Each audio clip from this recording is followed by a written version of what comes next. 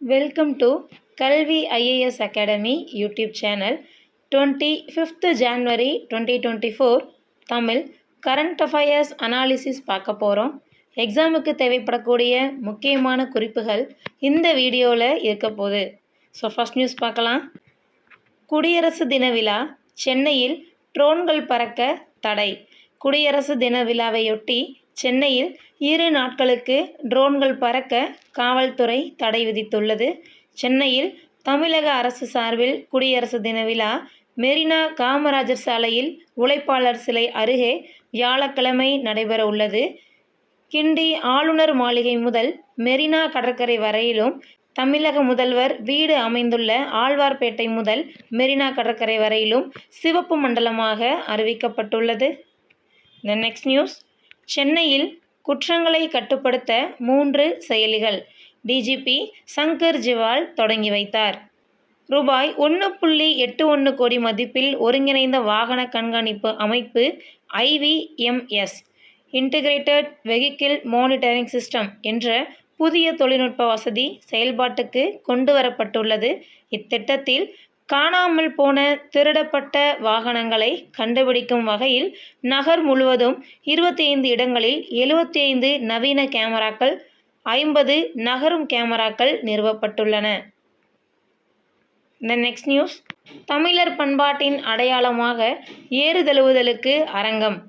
அலங்காநல்லூரை அடுத்த கீழக்கரையில் கலைஞர் நூற்றாண்டு ஏறுதழுவுதல் அரங்கத்தை புதன்கிழமை திறந்து வைத்து முதல்வர் அவர்கள் கூறினார். தமிழ் பண்பாட்டின் அடையாளமாக ஏறு தழுவுதலுக்காக அரங்கம் அமைத்துள்ளது திமுக அரசு என்றும் அவர் தெரிவிச்சிருக்காரு. அலங்காநல்லூர் அரங்கத்தில் முதல் ஜல்லிக்கட்டு நடைபெற்றது.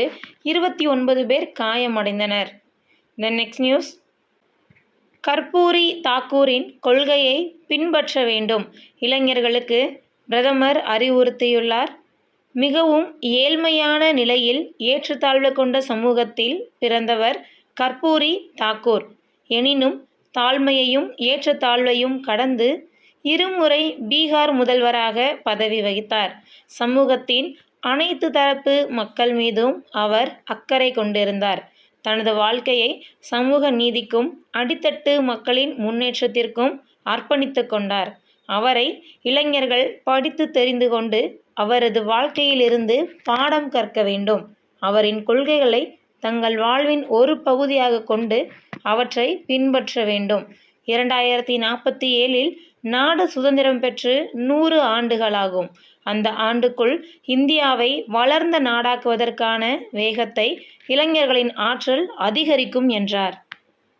நெக்ஸ்ட் நியூஸ் பாருங்க.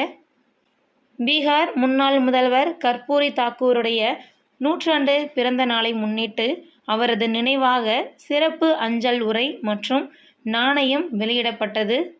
கர்பூரி தாக்கூருக்கு பாரத ரத்னா முழு பெருமையும் பிரதமரையே சேரும் என்று பீகார் முதல்வர் நிதிஷ்குமார் பாராட்டு தெரிவித்துள்ளார்.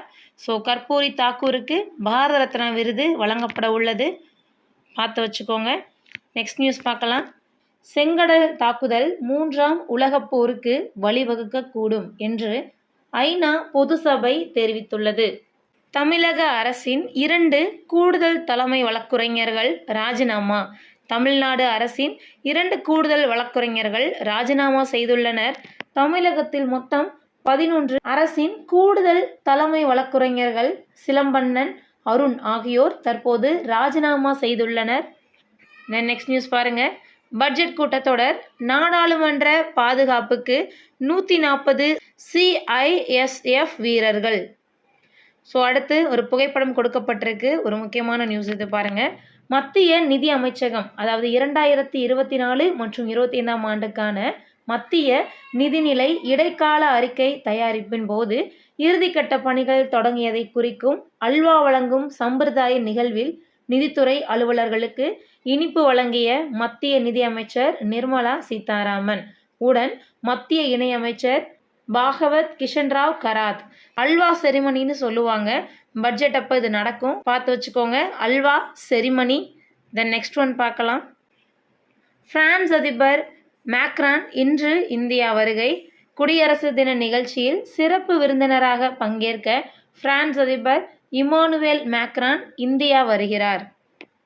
தென் நெக்ஸ்ட் நியூஸ், நிலக்கரி வாயுமயமாக்கல் திட்டத்தை ஊக்குவிக்க ரூபாய் 8500 கோடி மத்திய அமைச்சரவை ஒப்புதல் அளித்துள்ளது. நெக்ஸ்ட் நியூஸ், தமிழகத்துக்கு ஒரே நாளில் 13 பதக்கங்கள். இதில் பார்த்தீங்க அப்படின்னா கேலோ இந்தியா விளையாட்டு பற்றி தான் நியூஸ் தான் இது.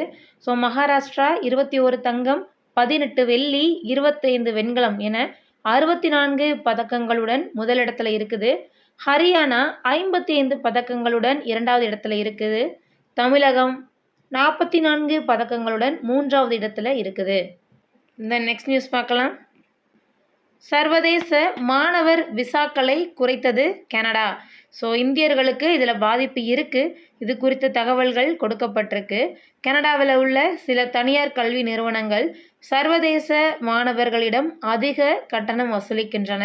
அத்துடன் அவர்களுக்கு போதிய வசதிகளையும் அந்த நிறுவனங்கள் வழங்குறதில்ல.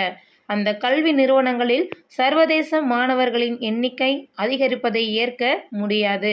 இதை கருத்தில் கொண்டும் சர்வதேச மாணவர் விசாக்களின் எண்ணிக்கையை குறைக்க வேண்டியும் முடிவு செய்யப்பட்டுள்ளது. தென் கனடாவில் படிக்க சர்வதேச மாணவர்களுக்கு புதிதாக வழங்கப்படும் விசாக்களின் எண்ணிக்கை 2 ஆண்டுகளுக்கு குறைக்கப்படுது.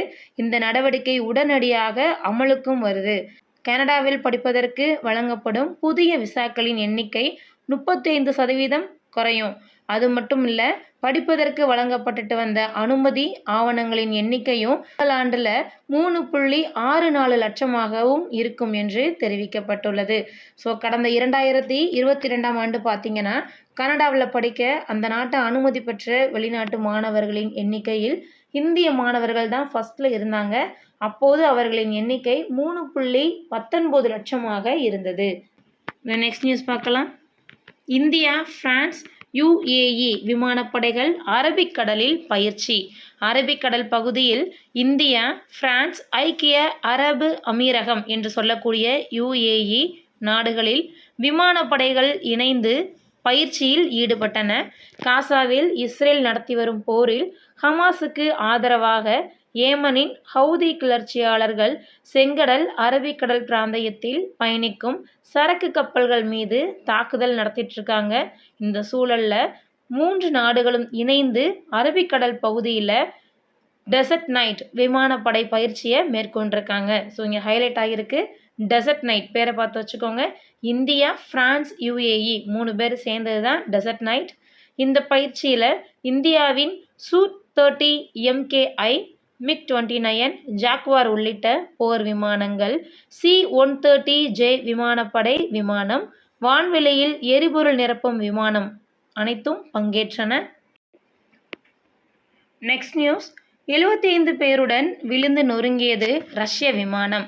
உக்ரைன் போர்க்கைதிகள் உட்பட 75 பேருடன் சென்று கொண்டிருந்த ரஷ்ய இராணுவ விமானம் புதன்கிழமை விழுந்து நொறுங்கியதில் அதிலிருந்த அனைவரும் உயிரிழந்தனர். இது குறித்து ரஷ்ய பாதுகாப்புத்துறை அமைச்சகம் தகவல் வெளியிட்டுள்ளது. ஸோ படம் பாருங்க. பெல்கிராடில் ரஷ்ய இராணுவ விமானம் விழுந்து வெடிச்சிச்சு. அதில் ஏற்பட்ட நெருப்பு பிளம்பு கொடுக்கப்பட்டிருக்கு. தென் வலது பக்கம் பார்த்தீங்க அப்படின்னா இல்யூஷின் Il-76 ரக விமானம். ஸோ இதோட இன்னைக்கான கரண்ட் அஃபயர்ஸ் முடிஞ்சிடுச்சு. தேங்க்யூ அண்ட் தேங்க்ஸ் ஃபார் வாட்சிங்.